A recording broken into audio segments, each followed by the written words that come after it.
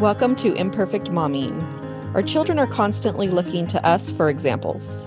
The term role model doesn't quite cut it here. We are shaping their worldview with every move we make. You see, it's not in the lectures we give or moments where we are actively attempting to teach them. It's in the micro movements we make, the unconscious ways in which we navigate life.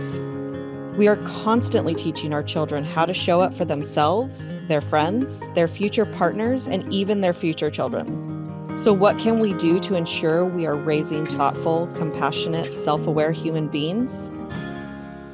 We have to become them ourselves.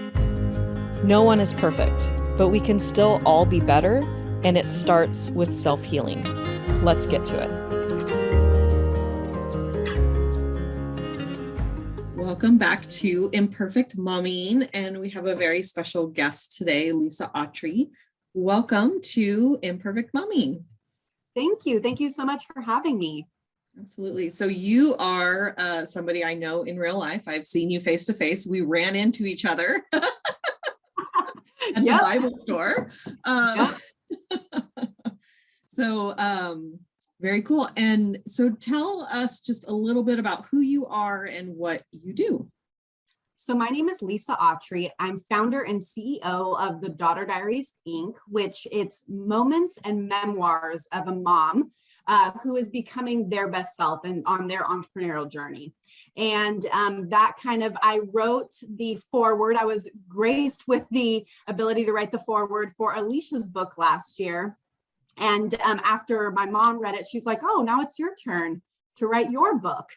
And that really kind of spiraled into this whole thing, this whole journey of publishing my first book, which actually came out the week of the 15th, November 15th. And it's now live and it's called The Real Mom's Playbook. So now I'm officially an author, which is exciting.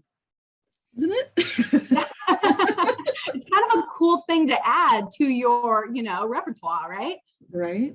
Well, and you're one of those people that have been writing for a long time, right? Like you kind of grew up writing, if I remember correctly. Yeah. So I published a couple of times for creative work when I was, I think, 10 and then 15. And then I went in the whole business route, went to business school, ditched the idea of writing. And then when Ava was born 5 years ago, I was like, I want to start a blog. Mom blog was the thing. And so I started a mom blog called The Daughter Diaries. And then that turned into a corporation that helped moms start their own businesses. And I found my love for writing again. It was pulling something out of who I'd been in childhood that I was rediscovering myself. And now I have 3 other books in the works. So now I'm unstoppable now. And I know you have several in the works too. It's like once you open that can of worms, you cannot close it. Right. Yeah. It's funny because I think I've talked about this on the podcast now. All my episodes kind of bleed together and I don't remember who I've told what and when and where. And but I spent motherhood. Right. And business like full-time. So, women have this role. This is my next blog. I think women have this role of, we have motherhood is a full-time job and having a business is 3 full-time jobs and being a spouse or significant other is a full-time job. And then, not losing ourselves inside all of that kind of is a full-time job. Like we have 52 full-time jobs and we wonder why we're overwhelmed and exhausted and have burnout and all of that. And so I feel like that's what your book is about. If I remember correctly, that it's about finding who you are or remembering who you are if you've forgotten, right? Yep. So I lost myself when I became a mother. And through my research, we're an average of anywhere between 7 to 9 people a day, 7 to 9 different unique people in different roles every single day. That's a heavy burden. And when everything shut down last year, I started just interviewing moms. I started doing free coaching, and I kept seeing this trend. Whether these women were just moms or not, sometimes they weren't even mothers, but we were all dealing with the same kind of chaos. And it's like, man, if we can settle that root foundation of the chaos, imagine what we can step into, because the burden of all the people we have to be really weighs us down consistently.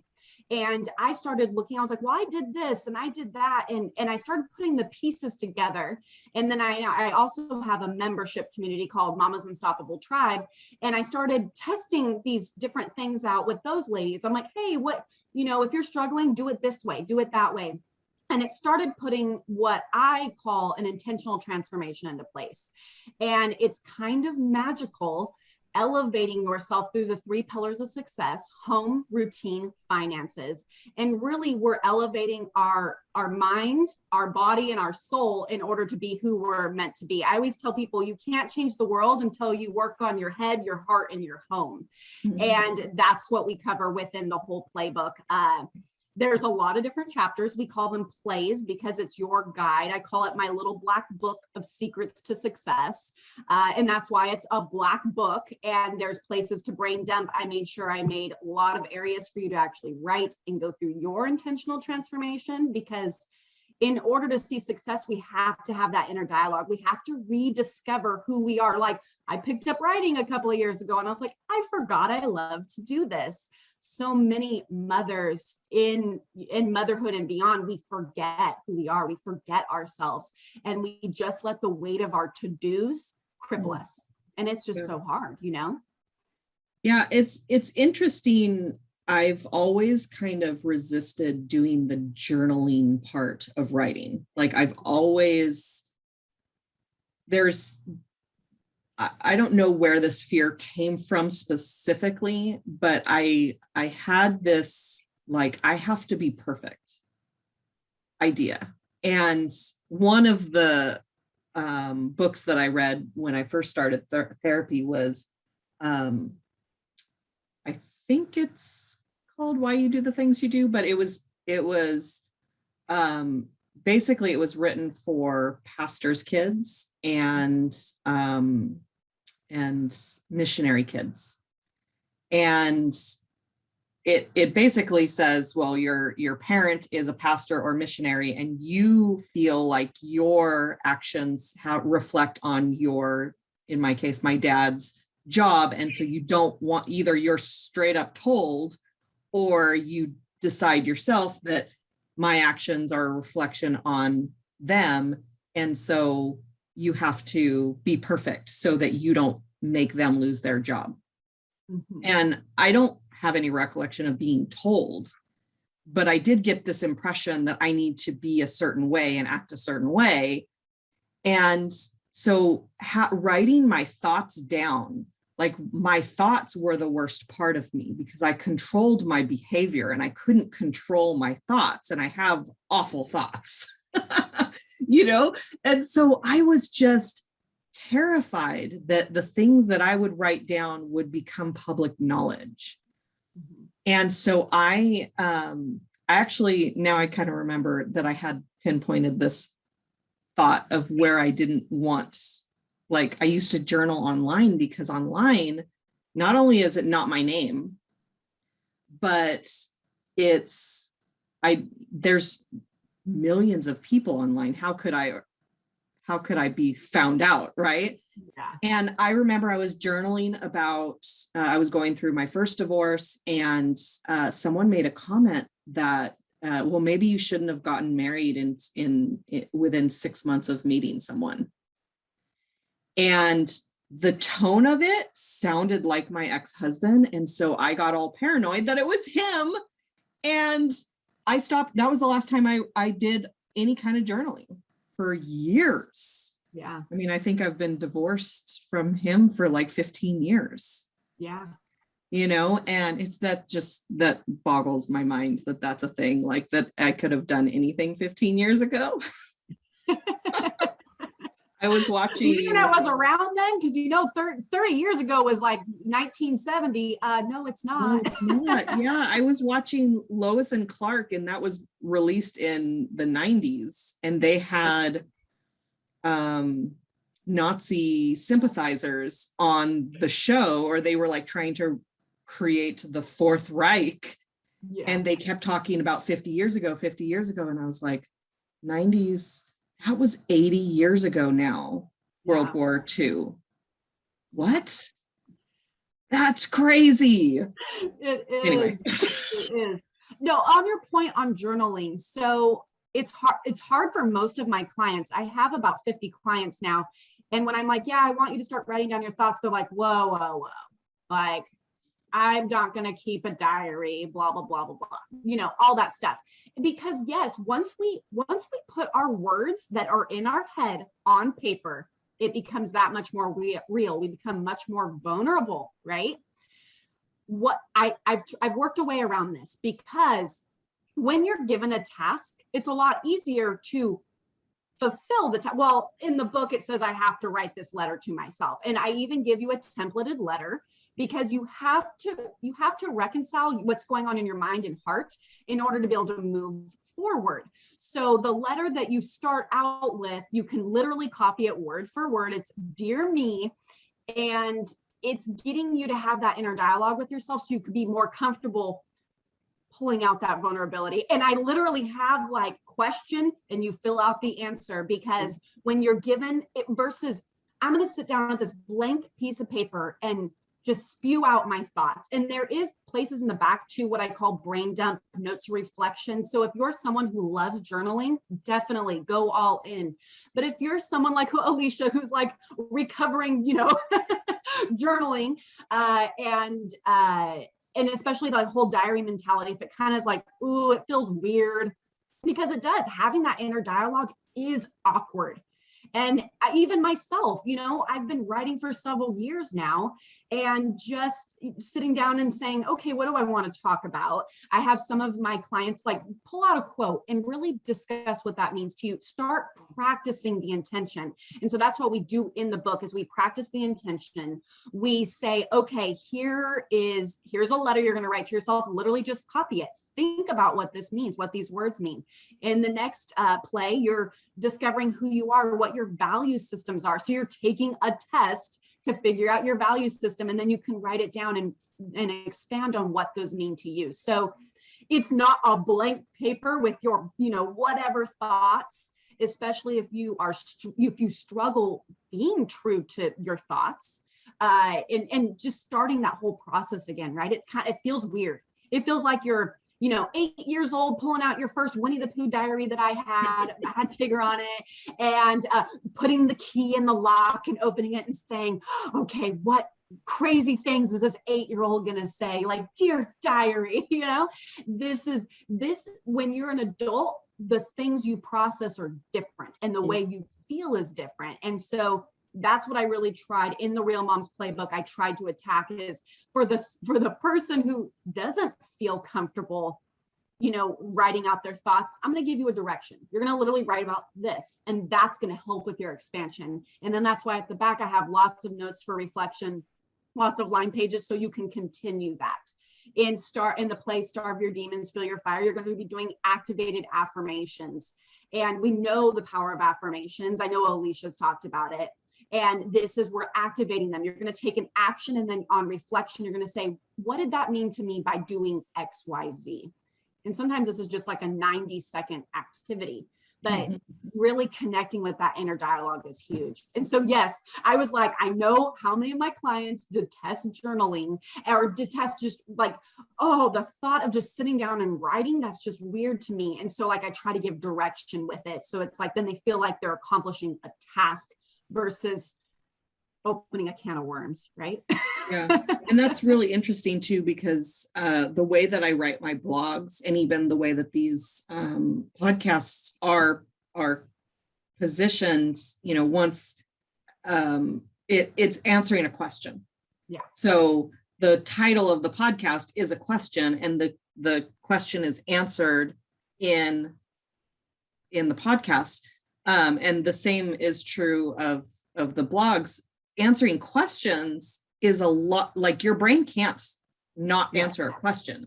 Yeah. I think a lot of the problem is that the questions that we usually ask ourselves is not helpful, because we usually ask ourselves stuff like, why am I so stupid? Or why did I do that stupid thing? So the answer is going to be, some form of all the reasons that you're stupid. Mhm. And that's not helpful, you know, but if you ask yourself, like, what could I do differently in the future? Your brain is going to be like, oh, well, we did this and we didn't like the outcome of that. So let's do XYZ. Yep. And, you know, I started journaling in August of this year, and I'm never super consistent with everything, but I was fairly consistent for the last couple of months. I got COVID in October and had just major brain fog where like my brain, I just couldn't think. Everything was super foggy. And then at the beginning of November, which is what we're in now, I got some news that's very emotionally disruptive to me. And so I went back into those old patterns of, I don't want to think, I don't want to look at my thoughts. I don't want to be aware of my thoughts.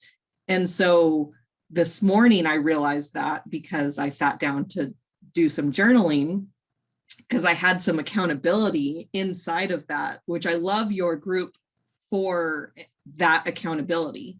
Because I know that that's something that you guys, that your community has created.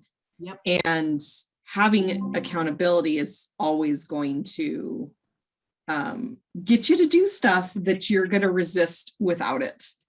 So yeah, this morning I realized that I've made 2 journal entries, today's and the very first of the month. And that's, to me, it's fascinating now. It's not a reason to beat myself up. I know exactly why I was avoiding it. Yeah. You know, and so now that I'm aware, I might be able to process those emotions a little bit more easily. Yeah. And that's the thing. It's hard. It's uncomfortable, you know, but you realizing that you needed to now was huge. It was like, oh, I'm feeling this, I'm having this strain, I'm having this struggle. I need to talk about it. And sometimes, and many of us women, this is what I talk about all the time in all of my communities. Half the time we're not heard and we're not validated. Where's the place we can do that? In a private journal. That's where it starts. I mean, definitely you can get into my Mama's Unstoppable tribe and I will be like, hey, I know you got this going on. How are you doing? But at the same time, it's having that communication with yourself. It brings up a whole new, I would not be where I am today with my businesses if I wouldn't have worked through my emotional struggles. And we all have them. I don't care what walk of life you come from. We all have emotional struggles. It's all the push and pull of fear, of overwhelm, of chaos. You know, chaos is difficult. It's challenging. But then when you reframe your idea of criticism versus opportunity, and you look at, okay, this is an opportunity for me to work through a situation that would otherwise cripple me, you're going to step into a whole new level. Whether you are a consistent stay-at-home mom and you are just raising the next generation, whether you're heading out into the workforce and carving your path for your career, whatever that looks like, we have to reconcile that. We have to talk through it. We have to think about, what direction am I heading? And is this the direction I want to continue on? Or do I want to do other things in my life? You know, the opportunity versus, like Alysia was saying, the criticism. Like if you say, why am I so stupid? Why did I do that? Of course, you're going to think of all the ways you're less than versus how can I move through an obstacle in order to make better choices or maybe a better outcome in the future. Sometimes what happens to us happens to us. We have no way to change it, but how we reflect on it and the choices we make in the future are on us. And so that's really, you know, people are like, you have to write in the book. And I'm like, well, you don't have to, but you're going to get more out. My book is very action oriented. The Real Moms Playbook is very action oriented, and it's getting you to step into your true potential. It's elevating your mind, body, and soul. And it's beginning of your intentional transformation. And yeah, sometimes it starts with writing a letter to yourself and saying, hey, me, let's have a talk. Yeah. There's one of the coaching tools that I use is called the Total Truth Letter. And there's 6 emotions, which I can never remember, but anger is at the top and love is at the bottom. And That's so a horrible thing. You see it at the bottom.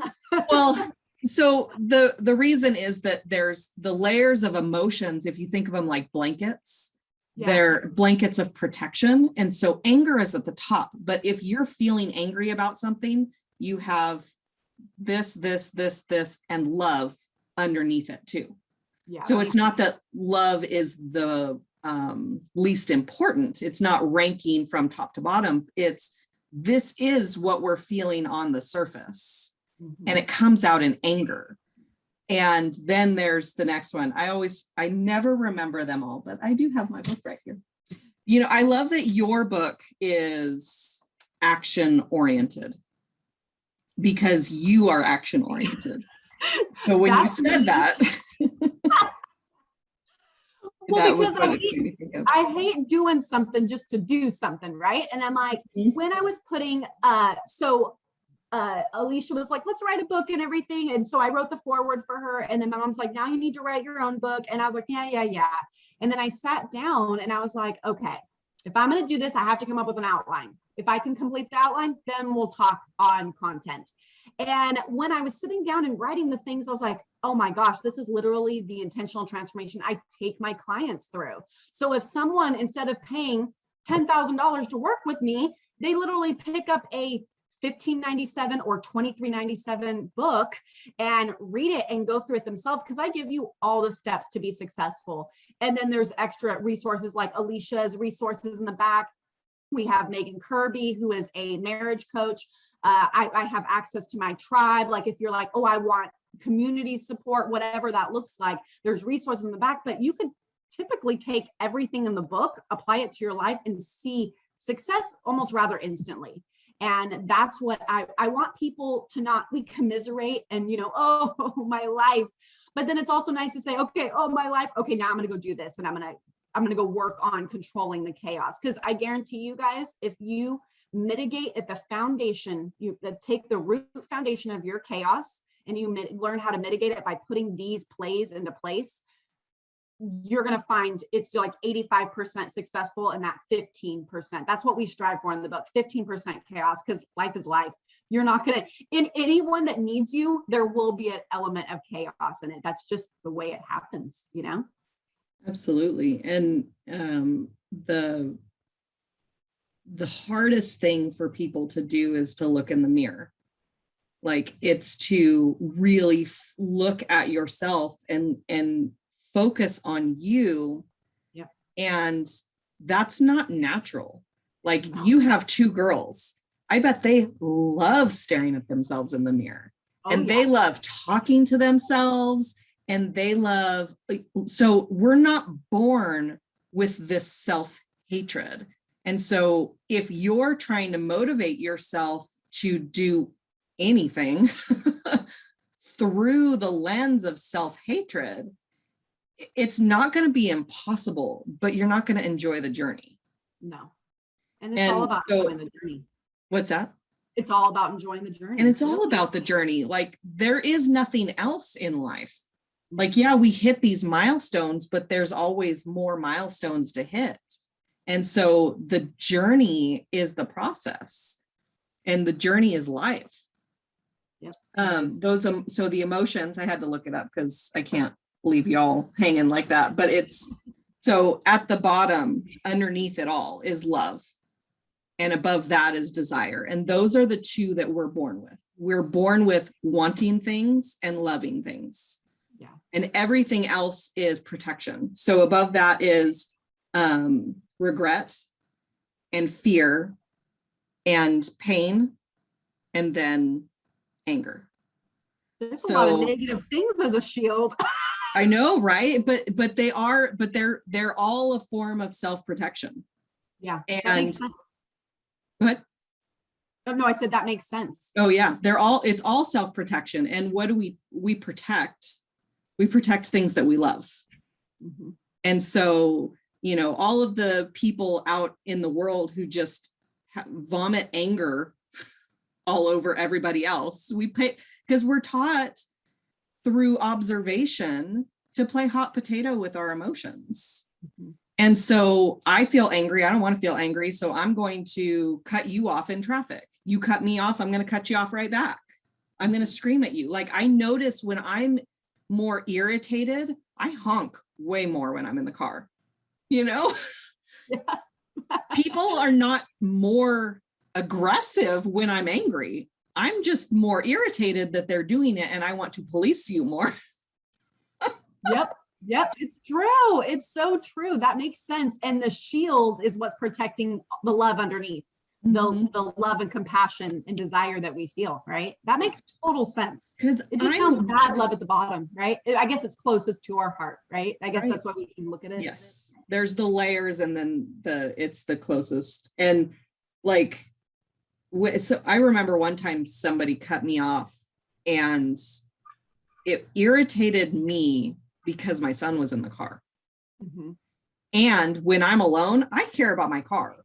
Like, I know that I assume that I'm going to be fine if I get into a car accident, but I care about my car. I don't want my car to get scratched up and dented up and the expense that goes along with that, because my priorities are providing for my son and not having to fix my car. But I also love my car. And so it's like, I'd have to, if I have to choose for, money reasons, that whether I fix the car or feed my kid or pay rent, I'm going to feed my kid and pay rent, but I also love the car. You know what I mean? It's like, so there's this protection of like, I'm protecting my son and I'm protecting my car and I'm protecting myself. And that's where the anger comes from. Because of the priorities. And you mentioned that earlier too, that like everything we do is priority driven. We're just not aware of them. Yeah. Until we get books like you or hire coaches like me. And like, until we get somebody to make us do that. Yep. Which when I was a client and my coach said, I want to do your priorities the next time we talk, I avoided that call. Like, I was like, what can I talk about that's not priorities? Like I was making stuff up because I did not want to go through my priorities with this coach, because I was afraid she was going to judge the things that were important to me. Yeah. And that's a huge thing with all of my clients. So in order to start any of my programs, this seems weird, right? I have Kick the Clutter, Routine Queen, Fit with Finances, Elevate Your Energy, Mama's Unstoppable Tribe, and any other communities I introduce. The first thing everyone has to do is take their value system.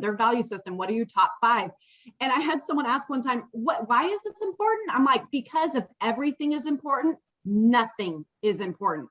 So you're going to find out where you should be putting your time and energy, and everything else is either insignificant, obsolete, or put on the back burner. And I get this question all the time. Well, what if my values change? Yeah, they will change as we as women change through the phases of life. Education is now one of my top 5 values because I'm homeschooling, and higher education is always important to me. But I had travel up there, when I was newly married and we're going to all these places, like travel was a value for me.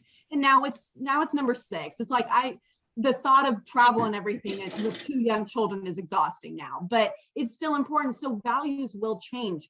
But ladies, if everything is important, nothing is. So getting to the root, and no, none of us like to talk, in health is number 1 for me, and family is number 2. And people are like, health is before family. I'm like, yeah, because if I don't take care of me, I can't be the mother and the wife that I need to be. So yeah, you feel like you're going to get judged. You feel like, well, this isn't important to them, so it shouldn't be important to me. No, that's unique to you, Yeah, that was probably one of my biggest like ahas when doing the values exercise. I do it about every 6 months. Yep.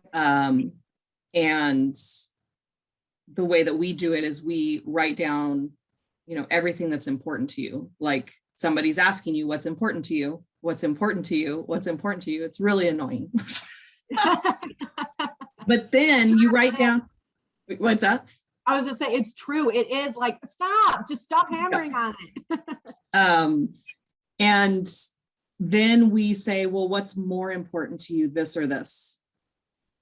And you go through the list. And so for a long time, my son was number one. Mm-hmm. Like, I didn't even make the list. Yep. And then I remember hearing somebody at this event where I go to do this. I remember hearing somebody have themselves at the top, and I was like, I'm not even on the list. I want to be on the list. And the next time, not only did I make it to the list, but I was on the top of the list. And that was after I had let go of the guilt that I had been holding on to for so long. Yep. And I was like, that guilt was even preventing me from taking care of myself. Like, I had to say to the world, my son is the most important thing to me. And then when I let go of the guilt, which he is, like, he's the most important thing to me, I would sacrifice myself for him if the choice was required. But most of the time, we're not talking about that. We're talking about whatever. I don't know. I'm talking in circles here. But I lumped him in with family then. And when I was able to lump him into family, then family was number two, but I was number one. Mm-hmm. And being with them and connecting with them and helping them, like, that's my core value. But I'm in there too now. Yeah. And acknowledging me and creating habits around what's important to me and taking care of me Mm-hmm. was able to, like, make the to-do list even, going for a walk every single day is now on my to-do list, or it's not going to happen. Mm-hmm. I have a couple of questions that I ask everybody that I didn't forewarn you. Okay. We have the hot seat. I love it. You're welcome. Is there a piece of advice that you want to give to moms? Be open-minded about your journey, because so many of us close our minds to opportunities, to potential. Just even having a calm and controlled environment is going to lead to a successful life and a fulfilled life. So be open-minded about opportunities, from even just picking up a book like Good Moms Don't, like the Real Moms Playbook, that can get you to think a little bit differently, to tidying your home and putting in systems in place to keep it tidy. Little things like that are going to be the trajectory of sending your kids out into the world and who you become thereafter. So many of us don't think, Alysia was just saying, I wasn't even on the list. It's like, but then in her book, in Good Moms Don't, we talk about, oh, you feel guilty to do anything for yourself. We feel guilt to do anything for ourselves. Putting me number one on the value list, like, oh my gosh, major guilt. But once we see, and once we open up our mind to, if we take care of ourselves for, 15, 20 minutes a day, going for a walk, taking a bath, picking up a book and reading, imagine what that's going to do for your children. Imagine what that's going to do for your marriage or your relationship. Imagine all the people you're going to be able to be because of that. So having an open mind and not closing the door saying, this is too hard, I can't do this. She's telling me to journal. What is she doing? I don't want to journal. Things like that. Keep an open mind. Say, well, what's going to come of this? And embracing that journey. That's what the whole intentional transformation is about. It's being open-minded to creating your perfect path. And we're not seeking perfection. We're seeking that calm and that clarity. 85-15, right? Yeah, for sure. And I love that so much. Like, I don't think I've heard that from anyone yet, to be open-minded. Yeah. Because when we're closed-minded, we're closed off to all other ways of doing things. And unless you're 100% happy with your life, you're not going to be open to new ways of doing things. And I 100% in certain areas, when it comes to new things, I'm like, nope, I don't want to do it. And then when I do it, it's the greatest thing that ever existed. And I'm so mad at myself that I didn't do it early. Right? We do that all the time to ourselves because new things are scary. New things are really scary. 2020 opened up the ability for me to take risks. That my mantra of last year of 2020 was scare myself daily. And I still I'm almost done with 2021 and I still haven't stopped scaring myself. Once you get the taste of it, you kind of crave it, but that you have to be open-minded, and that's where it begins.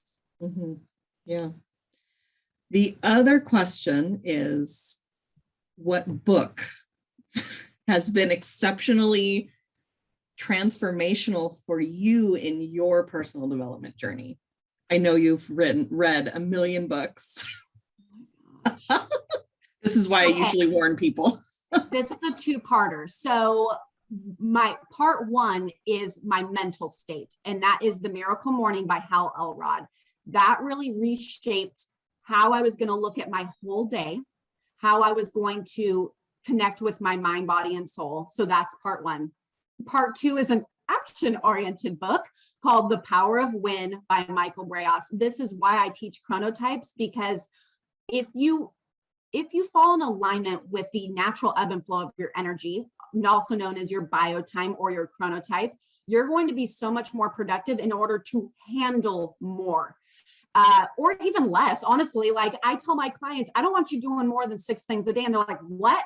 My list for today is 36 items. I'm like, yeah, cut 30 off, because this is where you need to start prioritizing. And I talk about this. It's called The Power of 6 method in my book that I created from various research. But when I was looking at Michael Breas's book, I was like, oh my gosh, if I fall in alignment with my chronotype, and there's 4, there's the dolphin, lion, wolf, and bear.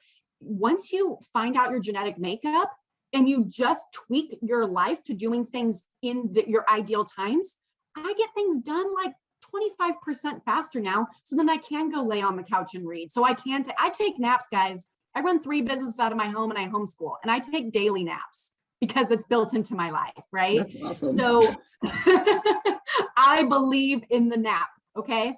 And so if you're someone who's struggling, I highly recommend Miracle Morning by Hal Elrod, because you're going to reshape your mental state, and The Power of When by Michael Breas, because it's the power of when you should be doing things. And then don't forget to pick up the Real Moms Playbook, because I talk about both.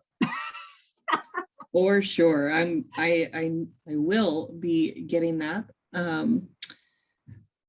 Yeah, for sure. Definitely. Well, I just thank you for being on the podcast. When I started the podcast, I made a list of who I wanted on here, and you were the first. And because you run 3 businesses and homeschool your kids, and it was not until you started a TV show or a TV segment, which I was like, well, I want to be on that, and you need to be on the podcast. Perfect. Yeah, perfect. Just, share it both ways. I love it.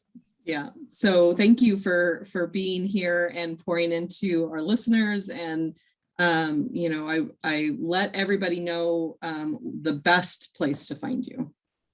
I would always start at thedoctordiary.com. That's how you can access my free community, Millionaire Mamas Club. You can go buy the book. You can join any of my programs. That's where you can find Mama's Unstoppable Tribe. So that's the best place to start, is my website, thedoctordiary.com.